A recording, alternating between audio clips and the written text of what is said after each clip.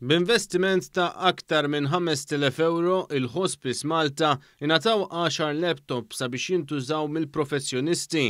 Il-chairperson ta' Hospice Bernadette Bonici-Kind spjegat kif dawn il-laptops ser ikunu qed jintużaw primarjament mill-professjonisti li jżuru l-pazjenti fil-komunità u dawk li jaħdmu fit-taqsimiet tat-terapija ta' matul il-jum. Bihom huma jagħmlu l-aġġornament wara kull viżit.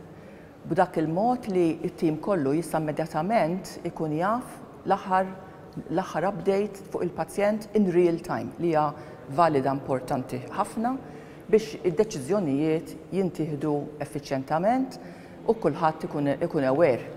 Dawn ġew ppreżentati mill-Ministru għas-Solidarjetà u l-Ġustizzja Soċjali Michael Falzon hekk kif stqar li l-għan huwa li l-hospice tkun aktar professjonali. L-okkażjoni tal-lum turi li qed ngħinu mhux biss bil-finanzi imma anke biex niffaċilitaw ix-xogħol ta' qdiet volontarji bħal huma hospice.